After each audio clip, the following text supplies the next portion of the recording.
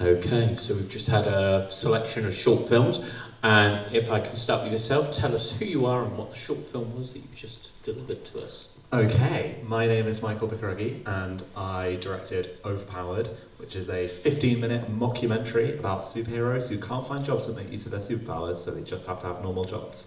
Okay. Big breath. Hello, my name's Jane Sanger and my film was Every Day's a Bonus. I think it was the first one. Yes. Let's talk about where, if I can start with yourself, Jane, where did the idea come from for this production? And of course, how on earth did you write Maureen Lipman in? So I put an advert out on Twitter asking for new scripts, because that was written by a guy called Jamie Hogarth. And he was friends from drama school days with Martin Freeman, whose ex-wife was Amanda Abbington. So he came to me and said, I've already got Amanda Abbington interested. So I thought, yes. Getting Maureen involved, I'd already given her one script which she turned down in the past. And she's a friend of mine who's been in another film, and he has got a whole posse of the older type of ladies that he meets in the park in the morning when he goes for a run. Anyway, he's got friendly with them. So I asked him to pass the script to her, and she liked it, she laughed, and she decided to do it. I think I said to you in a message, I think it's very funny that she's very much the Beatty character. Again. Yes. Was that a deliberate thing, or was it just a happy coincidence? Well, I'm not really sure, because everyone probably, well, perhaps younger people don't know the Beatty from, was it the 70s? 80s, wasn't it? It was yeah. the BT adverts. Yes, BT adverts, and she was called Beatty. She was very amusing, but she was playing a Jewish woman there, and she is obviously Jewish, and she was not playing that this time. But guess maybe we all have in us as actors or actresses a character, don't we, that keeps coming out. So I'm not really sure, but yeah, she was great. It was lovely to be with and work with. Very, very talented actress. And how long did the shoot take? Well, actually, it was a very quick shoot because we did all of Amanda one day and then all of Maureen the other day. So it was just a 2-day shoot, and then we did about half a day of pickups. So 2.5 days, yeah. Oh wow, that's really good. Yeah. Nice polished work for such a short period. What do you think? What was your biggest challenge in the shoot? Well, actually, the biggest challenge was lots of people are rather scared of Maureen because she's a bit of a formidable character. But, she speaks her mind. If she doesn't like something, she'll absolutely say it. So a lot of people are a little scared of that. But I was oppositely, my big challenge was I was scared of Amanda. Which I'm not normally, because she'd been in that big scandal with Giovanni Panici on the Strictly Come Dancing, and I was scared of upsetting her, so I kept completely quiet about everything to do with that. And then Maureen sat down at lunchtime and went, "Come on, Amanda, tell us all the the nitty gritty." So she did it all for me. You're very good when it comes to casting. Does it always come sort of by similar routes? Is it generally by association? Or, do people get sort of almost like fielded to you? I don't know if I'm good at casting, but I really try. I think because I'm an older person, I've had a lifetime of meeting people. I'm very good at networking and chatting, I guess, and you meet people in the most unlikely places. It was a very long, well, I won't make it long, but convoluted story. So we went on a holiday in Beijing, and then we met on that holiday Angela Marber, who is Patrick Barber. I don't know if anyone knows, but he's quite a famous director and writer in the West End theatre. It's his mother. And we met her, not knowing who she was or anything like that. I asked her if she'd like to come on a trip with us. And through her, she introduced me to the man who then introduced me to Maureen.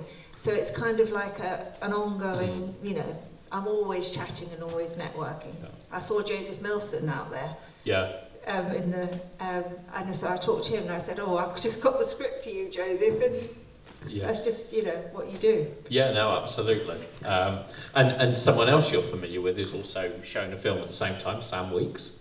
Yes. He's in another screen, and what's your connection with Sam? I do remember you telling me, but it's slipped my mind. I sort of taught him at the very beginning when he was about 14. Right. And he was in one of my films, a very short little film.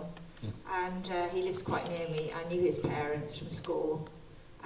And so it's great to watch him grow because he's a fantastic filmmaker. Yeah, no, absolutely. Michael? Yes. Right, talk to us about where this idea came from, and you know, like, sort of what was the main driver behind it? Okay, so the idea, I wrote a script for this film in lockdown. I think a lot of ideas came from lockdown. This is one of them. I actually wrote like a bunch of stuff in lockdown, and then this was the film where I thought I could actually make this. Given that it's a mockumentary, it was going to be just a lot of talking heads, so I could do a lot of separate shoots, actually, like not too dissimilar from what you're talking about, like in separate locations, and that would be kind of achievable on a budget of basically nothing. And in terms of the content of the film, I mean, it's probably like, I know it's a film festival, but I think my film might have the most thinly veiled metaphor in the whole film festival, which is like frustration with trying to succeed, or not even succeed, but just to break into the creative industries, and then maybe more broadly like a little bit of commentary on what it means to be young and to be like the promises of youth sort of waning as we learn more about the world and the world's expectations of us and society and capitalism and all of that kind of thing. So yeah, long-winded answer, but that's kind of where the idea came from. And how do you cast your films? Well, for this film, I cast some people who I knew, because I did it soon after graduating, so I knew some people from student theatre, including my friend Max, who's just over there. Hi. And then I also just put like online casting calls to find more people. So it was actually like a really nice mix of working with some people who I knew really, really well, and then working with some new people, which for me, like, it's kind of my first film that I made post-uni, and having the chance to kind of like learn how to work with actors who I didn't already know was like a really cool thing for me directing that film. Do you think there is any difference between making a film? I mean, there's obvious differences, sorry, but talk to us about the difference between making a film under education and not under education. Very good question. So I didn't go to film school. I made a film when I was at uni, but I just did an English degree, and then in my third year of uni, I just decided one day, I just like messaged a load of friends and like, come round to my house, we're going to make a film. And we just like shot something in one day. I think education more broadly provides you with a structure in your life where people are kind of patting you on the back and saying like, well done. And certainly my experience of being at university was that I could basically write an essay or whatever about whatever I wanted, and somebody was like there saying, you're doing the right thing, like, go you, Mikey. Whereas I think now, making films independently, if anything, you have like the opposite, like all of society is like, you're like, what are you doing? Why are you making films? So it's kind of, that is a big difference, I think. And I mean, yeah, anyone who's like made a film knows how much work it is to make a film, and to do that like not inside any kind of institutional or educational framework. And then, but then, you know, even if you're making films, you're always like learning new things. So it's an education in and of itself, and there are always people you work with who you learn from. So you're always learning. But I think it's the institution or no institution that is the biggest difference for me. And sticking with that kind of, What was your greatest challenge on this shoot? Editing. Because I'd never really like shot something, made a film like, this was kind of like my first film where I was like really trying to make a film and like, let's make a short film, let's actually do something that I'll send to festivals and try and get it out there, and this can be like my first film. And also like the fact that it's a mockumentary means it's like super open-ended and anything could kind of go in any order. So I had a script, but I knew nothing about like script versus actual film. So there were like 2 or 3 massive restructures in the edit, and my friend Josh, who was also the cinematographer on the film, and edited it with me, we would have these weekends where we'd just like get together and spend kind of 36 hours editing, and I would like hide under the bed for some bits of it because I just felt like we have so much material, but what's actually going to like make a little story? So on this film, the biggest challenge was definitely the edit. And back to yourself, Jane. How do you, you said earlier on you're an older filmmaker, or words to that effect. What do you think is the greatest piece of knowledge you could bestow upon a younger filmmaker, as someone who's been making films for quite a long time, and as you going through that learning process? What do you think is the most important? Well, I'd say never give up. Never give up on your dreams and just keep going. And you can get these troughs in life where you think, I'm no good, that last film didn't really get me into the festivals I wanted, or, all that sort of thing. Or I haven't got the money, But I think you just have to find a way, always, because if it is a passion, you've got to keep going. And eventually, I think, I don't know yet, because I've got to apply to them all, but so I've been making films for 12 years, very, very kind of sporadic at the beginning. And just this year at Cannes, so I recommend everyone to go to Cannes, I finally found 2 fantastic places to meet investors, and I think I got 11 contacts, and who knows whether they'll blank me, which often happens later, but I just feel that it's taken me all that time to finally get to. I've got a couple of features that, that I want funding, and it's taken me ages, so, I dare say, I'm a lot older than you, but I'm still doing it, to keep going. And you're absolutely right, it's like the peaks and the troughs, isn't it? And it's like you just have to keep rolling with the punches. But there's those statistics, isn't there? It's about, like 1 in 10 filmmakers make 1 film, and then stop because they don't get out of it what they need. So you have to keep punching through that. What's been going on with this film? You've had quite a lot of success with the festivals so far, haven't you? Yes, I have.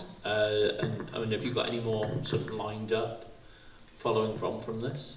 Yeah, I decided to go big after this, so that was a short film, but I do love the short film form. I think I've made quite a few, I daren't say how many. I've got 3 horrors, 1 period drama and 1 action film, kind of ready. I'm sure you're all familiar with it, called Packaged. So it means it's got the budget, it's got the pitch deck, it's got the script, it's got the marketing plan, etc., etc. And that is what, apparently, I've only just really learned that is what investors, they want the whole thing. So I'm planning 1 of them might come off. Yeah. And I'll be absolutely super excited if it does. Michael, what's next for you? So I have another short film that I've co-directed, and it's going to be launching in a couple of weeks. We're like putting on a screening to sort of like bring this film into the world. It is also 15 minutes long. It's like a funny thriller called The Father Joe Show, and it's about a middle-aged woman in rural England who is like obsessed with this American televangelist and watches The Father Joe Show all day long. And then terrible things happen. So it's like super different in tone to Overpowered, but that's a film that I am really excited about, and it's kind of like, basically we're just like finishing off the sound mix and the final kind of like color grading notes, and I'll be mastering the DCP on like Thursday or Friday, so that's really exciting. And then after that, I don't know, like loads of ideas, just need to, you know, make them happen. Push forward. Jane, sorry, I've lost my train of thought. I had a question that seemed like an amazing question. Let me think about this. Have we got any questions from the audience? Right at the front. And this is to both of you, but it's inspired by Overpowered. If you could have any superpower to help with the future film, what superpower would you use and how? Like, it's your film, so I you don't know, like some kind of wealth-generating superpower would probably, I hate to say it, but I mean, I'd love to be able to say, oh, I'd love to be able to fly. But actually, that's not even that useful, you know, and as the film demonstrates. I don't know. I think that wanting to make films is a superpower, and that's all we need. Yeah, I sort of think the same. I mean, it's been amazing to be invisible and fly and all those kind of things. But I guess maybe that you could go forward in time one day, and then you could see what the lottery numbers were, and then go back again and win. I thought it wasn't as clever as I thought it was, but I did mean to ask you, and it's something I meant to ask you. But Spencer, what would your superpower be first? What would my superpower be? It would be the ability to get a good night's sleep. Nice. I would love that, especially during film festival season. Jane, sorry, it was because you know I've seen so many of your films, and they're all types of genres. What is your favourite genre to work in? There's things that I like more than others. There isn't one particular one. So I like horrors, thrillers, social issue films. That was a kind of social issue because it's about this one because it's about loneliness and, you know, making a relationship mother to daughter. So issues like that. And I love period drama. The things I don't like are, you know, just for me, not that I don't like watching them or whatever, are rom-coms, violent action. So those two I will never be doing, but everything else I'm open. I mean, interestingly enough, I talk to a lot of people that buy, and they say they are two of the three categories to not make if you want to sell a film. So don't make a romantic comedy, don't make a comedy, and don't try and make an action film, especially, you know, sort of like a violent action film. That's the guidance that a certain buyer told me on numerous occasions. Have we got any other questions out there? Oh, okay, one right at the front. Hi. So both your films, comedies, both great films, by the way. How much did they change from script through to edit? I'm guessing if it's a documentary, there's probably quite a lot of it to go through. So did they change much? Yeah, like as I said, we restructured the film like 2 or 3 times in the edit. It used to have this whole like arc. It had like a whole kind of like prime ministerial supervillain arc. It had like all this random stuff. We like did a load of improv on the shoots, so there was like loads and loads and loads of things that were cut in order to just tell like a really simple story. So yes, massively different from script to screen. Yeah, also quite a few changes. So Jamie Hogarth, who wrote that script, luckily, well, I've learned I only really work either myself, but I'm very flexible, or writers, I won't work with somebody who won't have anything changed. So Amanda wouldn't change a word. She didn't put any, any changes. Maureen changed quite a lot. So she, but for the better. Yeah, she's quite funny, naturally, and she made sort of funnier lines. So I think you have to be prepared for that, really. Small, they're not massive changes, but they were changes in script, yeah. Brilliant. Well, listen, thank you very much for bringing us your films. We really appreciate it. Let's give them a big round of applause. Thank you.